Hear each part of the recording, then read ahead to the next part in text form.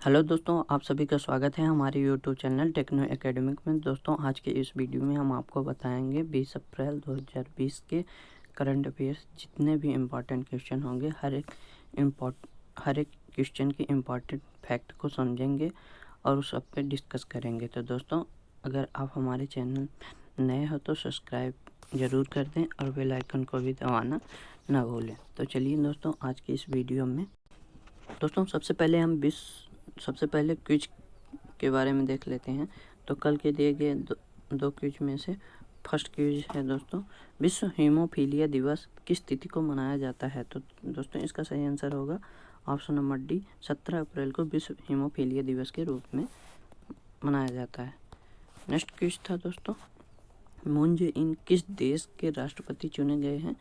जो Moon Jae इन हैं तो दक्षिण कोरिया के नए राष्ट्रपति चुने। अब आज देखते हैं आज के जो करंट अफेयर्स का पहला क्वेश्चन है, हाल ही में सुर्खियों में रहा शब्द reverse transcription polymerase chain reaction एक प्रक्रिया है जिसका उपयोग किस क्षेत्र में किया जाता है दोस्तों। तो इसका सही आंसर होगा option number D, corona virus परीक्षण के लिए इस शब्द का उपयोग किया जाता है। तो नया वर्ड ये इसकी प्रोसेस है दोस्तों, इम्पोर्टेंट है, देख लीजिए। निम्न में से किस संस्थान को पूसा संस्थान के नाम से जाना जाता है। तो दोस्तों किस संस्थान को पूसा संस्थान के नाम से जाना जाता है। तो इसका सही आंसर होगा ऑप्शन डी, भारतीय कृषि अनुसंधान दिल्ली को पूसा संस्थान के नाम से जाना जाता है। इसका क्या रीजन है पूसा संस्थान के नाम से जाने में। तो ना, भारतीय कृषि अनुसंधान संस्थान की स्थापना मूल रूप से पूसा यानी कि बिहार में है। पूसा जो है बिहार में है। बिहार में एक अमेरिकी समाज सेवक मिस्टर हेनरी क्रिप्स द्वारा किए गए 30,000 पाउंड के सहयोग से 1905 में हुई थी। हाल ही में ICAR ने पूसा परिशोधन और स्वच्छता सुरंग विकसित की है। पूसा परिशोधन में साबुन और पानी के डिस्पेंसर का उपयोग करके हाथ धोने की व्यवस्था की गई है और इसे पैर से ऑपरेट किया जाता है, जबकि स्वच्छता सुरंग में क्वाटरनरी अमोनियम कंपाउंड मतलब QAC का उपयोग किया जाता है। तो दोस्तों याद रखना इम्पॉर्टेंट है, पूसा संस्थान के नाम से किस संस्थान को जाना जाता है। भारतीय कृषि अनुसंधान संस्थान दिल्ली को पूसा संस्थान के नाम से जाना जाता है। नेक्स्ट क्वेश्चन की बात करते हैं, हाल ही में RBI ने किस बैंक का लाइसेंस रद्द कर दिया है। तो दोस्तों किस बैंक का रद्द कर दिया है, इसका सही आंसर होगा option number D, Mapusa urban cooperative bank of Goa limited की RBI ने लाइसेंस रद्द कर दिया है। लाइसेंस रद्द करने का क्या रीज़न है दोस्तों। तो इसका सही रीज़न देखिए यहाँ, Mapusa urban cooperative bank of Goa limited का लाइसेंस बैंक के पास पर्याप्त पूंजी व कमाई की संभावना नहीं होने के कारण रद्द कर दिया है। RBI के 25वें गवर्नर कौन है दोस्तों, शक्तिकांत दास जी हैं। इसके मुख्यालय मुंबई में है और जो इसकी स्थापना हुई थी 1 अप्रैल 1935 कोलकाता में। नेक्स्ट क्वेश्चन की बात करते हैं दोस्तों, हाल ही में बिली डेविस का निधन हो गया है, वह किस खेल से संबंधित है। तो दोस्तों किस खेल से संबंधित है, 4 ऑप्शन दिए हैं, इसमें सही ऑप्शन होगा आपका ऑप्शन नंबर सी, फुटबॉल। वो फुटबॉलर थे। बिली डेविस का हाल ही में निधन हो गया है, तो वो किस खेल से संबंधित है दोस्तों। इसका सही आंसर होगा ऑप्शन नंबर सी, आपका राइट आंसर होगा। बिली एक अमेरिकी फुटबॉल प्लेयर थे, उनका जन्म अमेरिका के लिस्बन में हुआ था। बिली डेविस को वर्ष 1981 में national league football hall of fame में शामिल किया गया था। दोस्तों ये है बिली डेविस, इनका हाल ही में निधन हो गया है, तो वे फुटबॉल मैच से संबंधित थे। नेक्स्ट क्वेश्चन की बात करते हैं, चीन में होने वाले हांगझोउ 2022 एशियन पैरा खेलों का शुभांकर क्या है। तो क्या है दोस्तों, इसका सही आंसर होगा ऑप्शन ए, फेई है। चौथे एशियाई पैरा खेलों का आयोजन 9 से 15 अक्टूबर 2022 तक किया जाना है, जिसमें कुल 22 खेल आयोजित किए जाएंगे। इस बार ताइक्वांडो और पैरा कैनोइंग की पहली बार इन खेलों में शामिल किया गया है। तो दोस्तों याद रखना, ये हांगझोउ 2022 एशियन पैरा खेलों का शुभारंभ फेई के नाम से जाते, ये फेई याद रखना। नेक्स्ट क्वेश्चन, अब फेई के बारे में देख लेते हैं। तो इस शुभंकर के पहले फेई का अर्थ है उड़ते हुए पक्षी। क्या अर्थ है दोस्तों? उड़ते हुए पक्षी, जो मानव समाज की समावेशिता और सम्मान का प्रतीक है। जबकि दूसरे फेई का अर्थ है, पहले फेई का अर्थ है दोस्तों क्या है? मानव समाज की समावेशिता और सम्मान का प्रतीक है। जबकि दूसरे फेई का अर्थ है अपनी कमजोरी पर काबू पाने के साथ एथलीटों के मानसिक परिश्रम को दर्शाता है। शुभंकर फेई लियांज संस्कृत के दैवीय पक्षी के से प्रेरित है। यह शुभंकर हांगझोउ की विरासत और तकनीकी नवाचार के उसके प्रयासों का संगम है, जो मानवता और प्रकृति के सामंजस्यपूर्ण अस्तित्व को दर्शाता है। तो दोस्तों याद रखना, फेई का अर्थ क्या है, पहले फेई और दूसरे फेई का। नेक्स्ट क्वेश्चन की बात करते हैं। हाल ही में world wide fund for nature मतलब WWF इंडिया ने किस व्यक्ति को अपने पर्यावरण शिक्षण कार्यक्रम का एम्बेसडर बनाया है? तो किसे बनाया है दोस्तों? नेक्स्ट, किसे बनाया है? इसका सही आंसर होगा विश्वनाथन आनंद को पर्यावरण शिक्षा कार्यक्रम का नया एम्बेसडर बनाया है। तो विश्व शतरंज चैंपियन विश्वनाथन आनंद को पर्यावरण संरक्षण और सुरक्षा करने में WWF का सहयोग करेंगे। अब WWF का हेडक्वार्टर जो है ग्लैंड स्विट्जरलैंड में है। इसकी जो स्थापना हुई थी 29 अप्रैल 1961 में हुई थी। तो ये है विश्वनाथन आनंद जी, इनको पर्यावरण शिक्षा कार्यक्रम का एम्बेसडर बनाया गया है। नेक्स्ट क्वेश्चन का बात करते हैं। हाल ही में भारतीय क्रिकेट कंट्रोल बोर्ड BCCI ने कोविड-19 के चलते IPL 2020 को कब तक के लिए निलंबित किया है? तो कब तक के लिए किया है दोस्तों? इसका सही आंसर ऑप्शन नंबर डी, अनिश्चित काल के लिए स्थगित किया है। दोस्तों IPL 2020 29 मार्च को शुरू होकर 24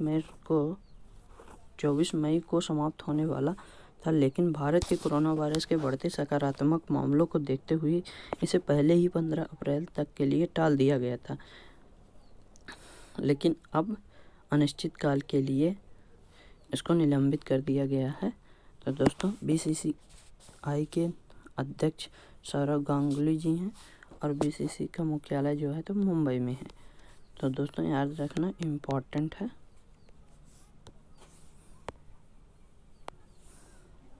नेक्स्ट क्वेश्चन की बात करते हैं। हाल ही में किस कंपनी ने सामाजिक नवाचार के लिए एडिसन पुरस्कार जीता? तो किस कंपनी ने जीता दोस्तों? तो टाटा पावर कंपनी ने एडिसन सामाजिक नवाचार के लिए एडिसन पुरस्कार जीता, एडिसन अवार्ड जीता। टाटा पावर ने यह पुरस्कार clock energy switch off to switch off on अभियान के लिए जीता। टाटा पावर ने 2007 में अपनी स्थापना के बाद 29.8 मिलियन यूनिट से अधिक बिजली की बचत करने के साथ देश भर में लगभग 533 प्रतिभागी स्कूलों को अपने साथ जोड़ा। तो दोस्तों टाटा पावर ने एडिसन अवार्ड जीता। एडिसन अवार्ड क्या होता है दोस्तों? एडिसन अवार्ड दुनिया भर के सर्वश्रेष्ठ नवाचारों और इनोवेटर्स को सम्मानित करने के लिए दिया जाता है। साथ ही यह नए उत्पाद और सेवा विकास, विपणन, डिजाइन और नवाचार में उत्कृष्टता को सम्मानित करता है। इसके विजेता उत्पादों और सेवाओं के नेतृत्व और नवाचारों की उत्कृष्टता के लिए 4 मानदंडों के आधार पर चुने जाते हैं: संकल्पना, मूल्य, वितरण, प्रभाव। ये बात याद रखने वाली है। लास्ट पॉइंट, इस पुरस्कार की शुरुआत 1987 में थॉमस एल्वा एडिसन मतलब 1847 से 1931 की स्मृति में की गई है। तो थॉमस एल्वा एडिसन की स्मृति में इस पुरस्कार की 1987 में मतलब इस पुरस्कार का शुरुआत किया गया है। तो याद रखना दोस्तों। नेक्स्ट क्वेश्चन की बात करते हैं। हाल ही में किस संस्थान द्वारा पानी में भरी धातु आयनों का पता लगाने के लिए एक कॉम्पैक्ट और पोर्टेबल सॉलिड स्टेट सेंसर विकसित किया गया है? तो किस संस्थान के द्वारा किया गया है दोस्तों? Option number D, centre for nano and soft motor sizes Bengaluru के द्वारा किया गया है। तो सॉलिड स्टेट सेंसर एक पोर्टेबल डिजाइन है जो दूर दराज के क्षेत्रों में पानी में भारी धातु आयनों का पता लगाने में मददगार साबित होता है। यह कॉम्पैक्ट सॉलिड स्टेट सेंसर सीसा, पारा और कैडमियम जैसे भारी धातु आयनों के मौजूद होने की जानकारी देगा, जो जीव प्राणियों के लिए गंभीर संभावित खतरा पैदा कर सकते हैं। तो दोस्तों, centre for nano and soft matter sciences Bengaluru ने सॉलिड स्टेट सेंसर विकसित किया है। किस लिए किया है? पानी में भारी धातु आयनों का पता लगाने के लिए। तो नेक्स्ट क्वेश्चन की बात करते हैं दोस्तों। पेटीएम जनरल इंश्योरेंस लिमिटेड के नए एमडी और सीईओ किन्हें बनाया गया है? तो दोस्तों, नया एमडी और सीईओ किसे बनाया गया है? विनीत अरोड़ा को। पेटीएम जनरल इंश्योरेंस लिमिटेड के नए एमडी विनीत अरोड़ा को बनाया गया है। विनीत अरोड़ा इससे पहले एगॉन लाइफ इंश्योरेंस कंपनी के प्रबंध निदेशक और मुख्य कार्यकारी अधिकारी यानी एमडी और सीईओ के रूप में कार्य कर चुके हैं। एगॉन लाइफ इंश्योरेंस कंपनी में पेटीएम की बात करते हैं। पेटीएम के जो फाउंडर हैं विजय शेखर शर्मा जी हैं। इसकी स्थापना अगस्त 2010 नोएडा में हुई थी। हेडक्वार्टर नोएडा यूपी में है और इसकी पेरेंट्स ऑर्गेनाइजेशन क्या है? 197 कम्युनिकेशन। तो दोस्तों याद रखना, ये इम्पोर्टेंट है, कई बार क्वेश्चन में आ ही जाता है। नेक्स्ट क्वेश्चन, हाल ही में किस कंपनी ने लॉकडाउन के दौरान स्थानीय स्तर पर जरूरी सामान बेचने के लिए खुले किराने स्टोर की जानकारी मुहैया कराने के लिए near by spot service launch किया है? तो किस कंपनी ने किया है दोस्तों? इसका सही आंसर होगा ऑप्शन बी, गूगल। गूगल ने इस सुविधा के लिए near by spot service launch किया है। गूगल ने लॉकडाउन के दौरान स्थानीय स्तर पर जरूरी सामान बेचने के लिए खुले किराने स्टोर की जानकारी मुहैया कराने के लिए गूगल पे ऐप पर नियर बाय स्पॉट लॉन्च किया है। इसके साथ ही इसके अलावा नियर बाय स्पॉट यूजर को PM cares fund, give India, United way and charities and foundation जैसे एनजीओ में दान करने में भी सक्षम बनाएगा, जो लगातार चिकित्सा कर्मियों के लिए सुरक्षात्मक उपकरणों की खरीद और ग्रामीणों को लॉकडाउन में राहत देने के लिए काम कर रहे हैं। दोस्तों, ये गूगल कंपनी ने इस सुविधा के लिए नियर बाय स्पॉट को लॉन्च किया है। नेक्स्ट क्वेश्चन की बात करते हैं।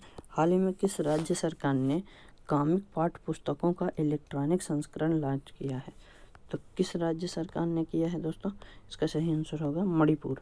मणिपुर जो है तो कॉमिक पाठ्य पुस्तकों का इलेक्ट्रॉनिक संस्करण लॉन्च कर दिया है। प्रत्येक कक्षा के लिए इलेक्ट्रॉनिक कॉमिक पाठ्य पुस्तक में गणित, पर्यावरण अध्ययन और अंग्रेजी भाषा जैसे 3 विषयों का सिंगल संस्करण शामिल होगा। कॉमिक पाठ्य पुस्तकों का लाभ www.manipur.education.gov.in की वेबसाइट पर आप भी देख सकते हैं दोस्तों। तो मणिपुर के मुख्यमंत्री कौन है? एन बीरेन सिंह। और मणिपुर के राज्यपाल गवर्नर कौन है? नजमा हेपतुल्ला। तो याद रखना दोस्तों। नेक्स्ट क्वेश्चन की बात करते हैं और आखिरी क्वेश्चन, हाल ही में पीपुल्स बैंक ऑफ चाइना ने एचडीएफसी बैंक में अपनी हिस्सेदारी 0.8% से बढ़ाकर कितनी % कर दिया है दोस्तों? यहाँ 4 ऑप्शन दिया है, कितने परसेंट कर दिया? इसका सही आंसर होगा ऑप्शन ए 1.01 1.01% बढ़ा दिया है। इसके साथ ही HDFC ने पीपल्स बैंक ऑफ चाइना की हिस्सेदारी की कीमत 2976 करोड़ रुपए की हो गई है। इसको नोट करिए दोस्तों, people's bank of China is central bank of China, China की सेंट्रल बैंक है, ठीक है। HDFC बैंक का हेडक्वार्टर मुंबई में है। इसकी स्थापना अगस्त 1994 को इंडिया में हुई थी। इसके जो CEO हैं आदित्य पुरी हैं। CEO कौन है? आदित्य पुरी। तो दोस्तों, पीपल्स बैंक ऑफ चाइना ने HDFC बैंक में अपनी हिस्सेदारी को 0.8 से बढ़ाकर 1.01% कर दिया है। नेक्स्ट क्वेश्चन की, तो दोस्तों आज की क्विज के बारे में देखते हैं। विश्व धरोहर दिवस किस तिथि को मनाया जाता है दोस्तों? इसका सही आंसर आपको कमेंट में जितनी भी जानकारी आपको पता है पूरी जानकारी देनी है। नेक्स्ट क्विज है आज के लिए, किस राज्य सरकार ने access corona mobile application launch किया है? तो दोस्तों, किस राज्य सरकार ने किया है? आप सभी इसका सही से आंसर दें। दोस्तों,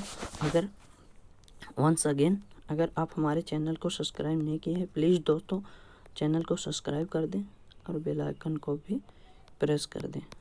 ओके दोस्तों, थैंक्स।